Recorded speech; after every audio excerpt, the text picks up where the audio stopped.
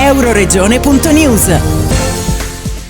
Dalla sala convegni a Udine della Fondazione Friuli, come anteprima della prossima edizione di Pordenone Legge, il professor Giovanni Maria Flick, già ministro della giustizia e presidente emerito della Corte Costituzionale, ha risposto alle domande del pubblico e a quelle del presidente della Fondazione Avvocato Bruno Malattia sui contenuti del suo ultimo saggio, Il giudice e l'impresa, economia e diritto, un rapporto difficile, edito da Sole 24 Ore. Dopo i saluti del direttore artistico di Pordenone Legge, Gian Maria Villalta, e l'introduzione dell'avvocato Caterina Flick, figlia dell'autore, davanti a un nutrito drappello di autorità di Udine, tra le quali il sindaco, il prefetto, il questore, il comandante della Guardia di Finanza, il presidente dell'Ordine degli Avvocati, il prossimo rettore dell'Università Friulana e il presidente di Pordenone Legge, il professor Giovanni Maria Flick ha toccato diversi temi relativi alla giustizia in economia, esprimendo la convinzione che per un buon diritto penale dell'economia si debba fare prima economia del diritto penale, evitando di intervenire con il penale ad ogni colpo di tosse e cercando equilibrio in quella sfasatura tra legge economica e legge penale che dipende ancora oggi dalla scarsa conoscenza specialistica della materia economica e di cosa significa fare impresa da parte dei magistrati, ma anche dalle carenze legislative all'origine del panpenalismo dilagante. Requisito di un buon diritto penale dell'economia che funzioni, afferma Flick, ovvero che sia chiaro, che faccia paura, che venga applicato, e la precisione legislativa che purtroppo spesso manca, lasciando spazio all'interpretazione e ai sì però.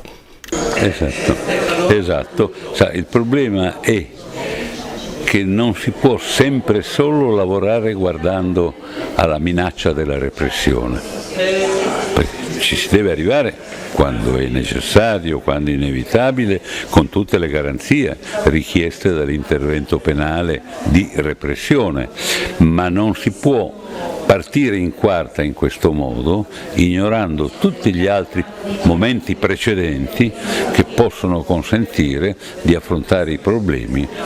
in termini non necessariamente di diritto penale. Nel suo libro il professor Giovanni Maria Flick indica come strada percorribile una ridefinizione del ruolo dell'impresa nel contesto sociale e ambientale, con lo Stato chiamato a farsi parte attiva per l'attuazione del giusto equilibrio indicato negli articoli 9 e 41 della Costituzione, con intenti che agevolino le imprese nel rispetto dell'ecosistema e degli interessi delle future generazioni. Il punto di vista di Flick ha poi toccato l'istituto dell'informazione di garanzia a tutela dei diritti dell'indagato, ma che è anche diventato, ha sottolineato Flick, garanzia di informazione per i media. Sulla separazione delle carriere tra PM e giudici, il professor Flick ha detto chiaramente che questa riforma non risolverà annosi e drammatici problemi della giustizia, dalla lentezza dei processi alla tragedia delle carceri fino all'utopia che tutto si possa risolvere con l'intelligenza artificiale, tutti problemi le cui soluzioni andrebbero anteposte ad una riforma delle carriere che secondo Flick provocherà conflittualità ancora più forti, sospettando inoltre che con questa riforma si voglia ricorrere al metodo del dividi et impera, con 8.000 giudici da una parte e 3.000 PM dall'altra, con propri consigli separati, per indebolire così la magistratura. Tra i temi toccati anche il reato di abuso di ufficio e la sua abolizione giusta per Flick, in quanto si trattava di un reato che non portava quasi mai alla condanna.